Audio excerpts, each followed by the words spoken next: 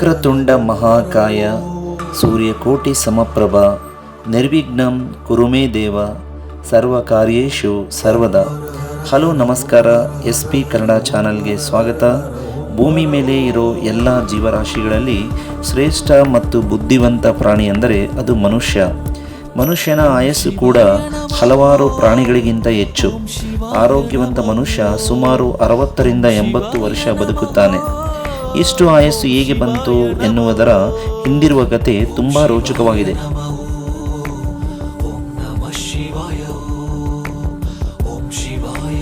ಮೊದಲಿಗೆ ದೇವರು ನಾಯಿಯನ್ನು ಸೃಷ್ಟಿಸಿ ಜೀವವನ್ನು ಕೊಟ್ಟು, ಎಲೆ ನಾಯಿಯೇ, ನಿನಗೆ 20 ವರ್ಷ ಆಯಸ್ಸನ್ನು ನೀಡುತ್ತಿದ್ದೇನೆ, ನೀನು ಇನ್ನೊಬ್ಬರ ಮನೆ ಕಾಯುತ್ತಾ ಅವರ ನಂಬಿಕಸ್ಥ ನಿಷ್ಠಾವಂತ ಪ್ರಾಣಿಯಾಗಿ ಬದುಕು ಎಂದು ಹೇಳಿದ. ಅದಕ್ಕೆ ನಾಯಿಯು, ದೇವರೇ, ನನಗೆ 20 ವರ್ಷ ಬೇಡ, ಬದಲಾಗಿ 10 ವರ್ಷ ಆಯಸ್ಸನ್ನು ಕರುಣಿಸು ಎಂದು ಹೇಳಿತು. ಅದಕ್ಕೆ ದೇವರು ತಥಾಸ್ತಂತ ಹೇಳ್ತಾನೆ. ಮುಂದೆ ದೇವರು ಎರಡನೇ ಪ್ರಾಣಿಯಾಗಿ ಕೋತಿಯನ್ನು ಸೃಷ್ಟಿಸಿದ. ಕೋತಿಗೂ ಕೂಡ ನಾಯಿಯಂತೆ 20 ವರ್ಷ ಆಯಸ್ಸನ್ನು ನೀಡಿದ್ದೇನೆ ಎಂದು ಹೇಳಿದಾಗ, ಮತ್ತು ಕೋತಿಗೆ, ನೀನು ಯಾವಾಗಲೂ ಗಿಡದಿಂದ ಗಿಡಕ್ಕೆ ಜಿಗಿಯುತ್ತಾ, ಯಾವಾಗಲೂ ಆಟದಲ್ಲಿ ವಿನೋದವಾಡುತ್ತಾ ಸಂತೋಷದಿಂದ ಕಾಲ ಕಳಿ ಎಂದು ಹೇಳಿದನಂತೆ. ಅದಕ್ಕೆ ಕೋತಿಯು, ನನಗೆ 20 ವರ್ಷ ಬೇಡ, ನನಗೂ ಕೂಡ ನಾಯಿಯಂತೆ 10 ವರ್ಷ ಆಯಸ್ಸನ್ನು ಕರುಣಿಸುವಂತ ಬೇಡಿಕೊಳ್ಳುತ್ತೆ. ಅದಕ್ಕೂ ಕೂಡ ದೇವರು ತಥಾಸ್ತು ಎಂದು 10 ವರ್ಷ ಆಯಸ್ಸನ್ನು ನೀಡಿದ.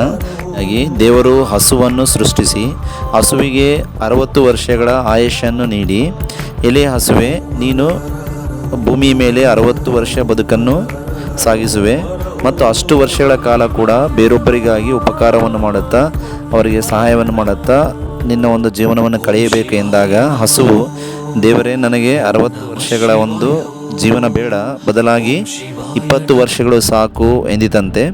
ಅದಕ್ಕೆ ದೇವರು ತಥಾಸ್ತು ಎಂದು ಹಸುವಿಗೆ 20 ವರ್ಷಗಳ ಒಂದು ಆಯುಷ್ಯವನ್ನು ನೀಡಿದ. ಮುಂದೆ ದೇವರು ಮನುಷ್ಯನನ್ನು ಸೃಷ್ಟಿಸಿದ.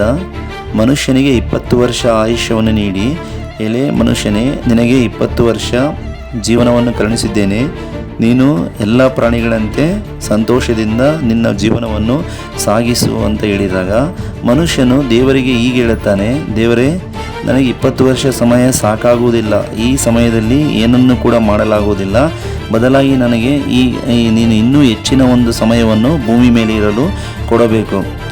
ಮತ್ತು ದೇವರಿಗೆ ಹೀಗೆ ಮನುಷ್ಯನು ಮುಂದುವರೆದು ಹೇಳ್ತಾನೆ, ಕೋತಿಯ 10 ವರ್ಷವನ್ನು, ನಾಯಿಯ 10 ವರ್ಷವನ್ನು ಮತ್ತು ಹಸುವಿನ 40 ವರ್ಷವನ್ನು ಸೇರಿಸಿ ಮತ್ತು ನನ್ನ 20 ವರ್ಷವನ್ನು ಸೇರಿಸಿ ಒಟ್ಟಾರೆಯಾಗಿ ನನಗೆ 70ರಿಂದ 80 ವರ್ಷ ಭೂಮಿ ಮೇಲೆ ಜೀವನ ಮಾಡಲು ಸಮಯವನ್ನು, ಆಯುಷ್ಯನ್ನು ನೀನು ಕರುಣಿಸು ಅಂತ ಬೇಡ್ಕೊಳ್ತಾನೆ.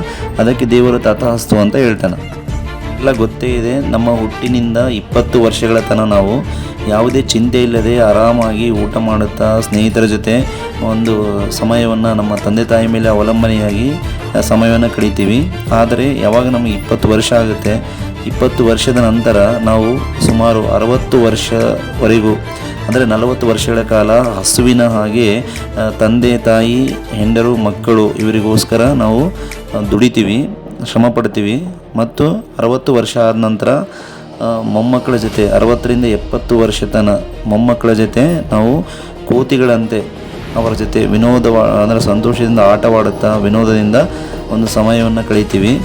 ಸೊ ಮತ್ತು ಮುಂದೆ 70ರಿಂದ 80 ವರ್ಷ ನಮ್ಮ ಒಂದು ಜೀವನದ ಅವಧಿಯಲ್ಲಿ ನಾವು ಅಲ್ಲಿ ಆ ಒಂದು ಸಮಯದಲ್ಲಿ ನಾವು ಎಲ್ಲರಿಗೂ ಬೇಡವಾಗಿ ರೋಗ ರುಜಿನಗಳಿಂದ ತುಂಬಿ ನಾವು ಮನೆಯವರೆಗೆ ನಾಯಿಗಳಂತೆ ಮನೆಯ ಹೊರಗೆ ಕುಳಿತು ನಮ್ಮ ಜೀವನವನ್ನು ಸಾಗಿಸ್ತೀವಿ. ಮತ್ತು ಆ ಸಮಯದಲ್ಲಿ ಮನೆಗೆ ಯಾರೇ ಬಂದರೂ ಕೂಡ ಅವರಿಗೆ ನಾವು, ಅಂದರೆ ನಾಯಿಗಳು ಯಾವ ಥರ ಬೊಗಳುತ್ತೆ ಆ ರೀತಿ ಹೆಚ್ಚಾಗಿ ಅವ್ರ ಜೊತೆ ಮಾತನಾಡೋದು, ಅವ್ರ ಜೊತೆ ಸಂಭಾಷಣೆ ಹಿಡಿಯೋದು, ಜಗಳ ತೆಕ್ಕೊಳ್ಳೋದು, ಅವ್ರಿಗೆ ಗದರಿಸೋದು, ಈ ರೀತಿ ಆಗುತ್ತೆ ಅಂತ ಇಲ್ಲಿ ಈ ಒಂದು ಅರ್ಥದಲ್ಲಿ ನಾವು 70ರಿಂದ 80 ಅಂದರೆ 10 ವರ್ಷಗಳ ಕಾಲ ನಾಯಿಯಂತೆ ನಮ್ಮ ಜೀವನವನ್ನು ಸಾಗಿಸ್ತೀವಿ ಅಂತ ಹೇಳಲಾಗುತ್ತೆ. ಸೊ ಫ್ರೆಂಡ್ಸ್, ಈ ಒಂದು ನಿಮಗೂ ಕೂಡ ಸರಿ ಅನಿಸಿದರೆ ಹರ ಹರ ಮಹಾದೇವ್ ಅಂತ ಒಂದು ಕಮೆಂಟ್ ಮಾಡಿ, ಇಲ್ಲ ಚೆನ್ನಾಗಿದೆ ಈ ಥರ ಏನಾದರೂ ನಿಮ್ಮ ಒಂದು ಅಭಿಪ್ರಾಯನ ತಿಳಿಸಿ.